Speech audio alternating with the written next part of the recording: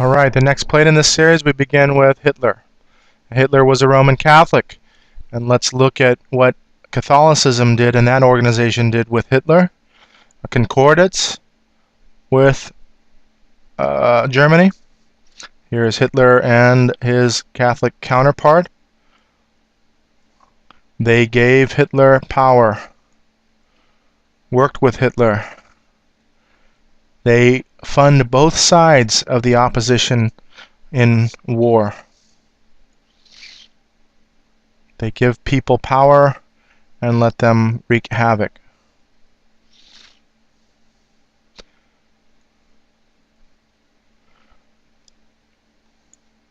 Now also, we're going to see that this salute is in actuality the Roman salute. So he was a devout Catholic, but he was also a Thule Society member, secret society member, and so outwardly Roman Catholic, inwardly secret society. There's that Roman salute. We see also the current Pope, Pope Benedict, as being a Nazi youth. Here's a German paper describing that. He looks like the Vatican has a similar Roman salute with both hands. Now sometimes on the internet they actually cut his, they crop this image to make it look like a single arm salute, but this is actually the full image showing the two-arm salute. Nazi Germany and their alliance with Islam.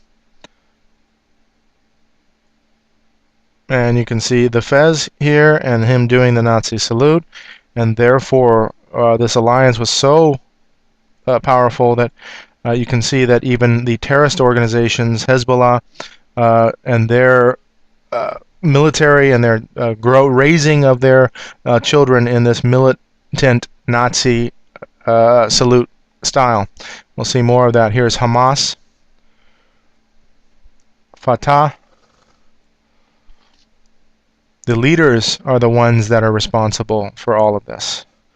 And I'm telling you, these leaders, I've come to believe, are in the hands of Rome already. You'll see that later in the religious section. They are the opposition. The mode of operation is be the opposition, join the opposition, and always run this dialectic on humanity of always having the enemy, and they have certainly created this enemy. The Nazi connection to Islamic terrorism. I can see Himmler as our Ignatius of Loyola. Adolf Hitler said this, and here is Heinrich Himmler, the head of the SS, and you can see the SS and the skull and bones, the order of death. Heinrich Himmler was also a devout Catholic. And you can see Germany was at it even prior to World War II. This is the Second Reich, and these are leaders of the Second Reich. Here's the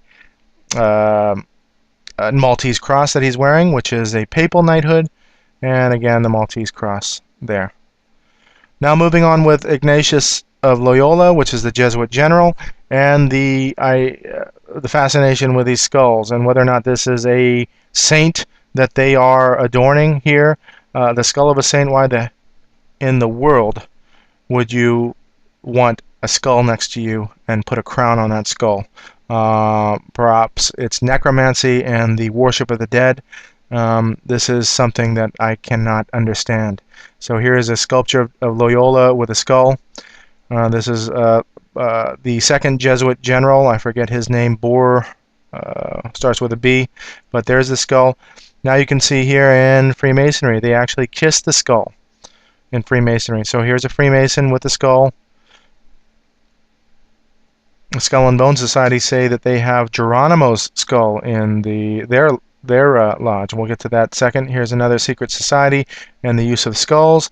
Skulls and bones are normally referred to poison and pirates, and they always like to have some negative connotation to it. The number 13, pyramids and bondage, biblically. Skull and Bones Society at Yale University. Here's the Father Bush. All three of the Bushes were members. Here's Father Bush, Grandfather Bush, and George W. Bush. In 2008, the election, I believe, 2004, the election was against two Skull and Bones members, John Kerry and George W. Bush. How in the world do you get two Skull and Bones members running for office of the President of the United States unless things are rigged on both sides? These are blood oaths that they take. The rituals you can find that were on the news are sick. Why would anybody in their right mind go through rituals like that? You think it's all fun and games and just fairy tales and jokes? I'm telling you, there are spiritual forces behind these things, and that's why they do it, for power and money and greed, and ultimately for being with Satan that gives them that, and their spirits. This is the guy that actually asked the question, how can two Skull and Bones members be running for office in the same time? He got tased, and they couldn't even, they didn't even answer his question. John Kerry didn't answer his question, and they ran him out. That's the kind of society that we live in when you are a conspiracy quote guy. And I'm not talking about Comet Elenin coming and destroying the world, but I'm talking about things like things that we can tangibly understand, with Skull and Bones members being going for the president. Skulls movie, and you see war is mentioned here. They love war. You can see here now there are 4 Skull and Bones members here. The cult shown present at the signing of the USA's National Security Act, which created the CIA. And so you can see these secret societies being involved. The Knights of Malta are heavily involved, and all of these secret societies are connected in one way or another. And so here's a Father Bush and Son Bush. I can't even believe that we even have the idea of having a son related and being president. Usually when you go and are hired for a company, they ask you the question of whether or not you have any siblings or any relatives that are in the company, so that you can alleviate any bias toward being hired for that company, simply because you have family members in that company. Here we have presidents that are family members. Don't you think that that is odd? Here is Grandfather Bush now shaping his proteges up and his cronies up, and that's Nixon there. Look at this. Recruited by MI5, Mussolini recruited by intelligence, and Mussolini is supposed to be the opposition. They run both sides of the coin. Now look at this Freemasonic apron. Here's the front side and the back side. And by the way, why Freemasons actually wear an apron is they believe it is representing the covering for sin back in Genesis. Why in the world would you be covering your sin with a skull and bones in this manner? This is all abomination type stuff. Here's skull and bones on rings, skull and bones, and the fascination with skull and bones. Here's Rihanna. And this is why I truly believe, I've come to believe and understand that these actors and these musicians like this are simply mind-controlled, and they are bloodlines. It's their family and their children. They do wicked things even to their children, grow them up in satanic ritual abuse, and this is why they can do such sick things as they do.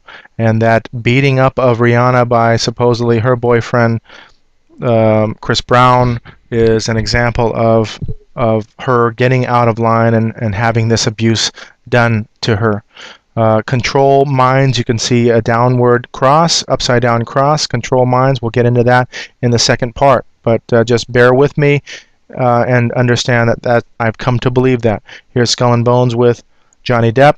All of your fraternities are Masonic and have their roots in secret societies and Freemasonry.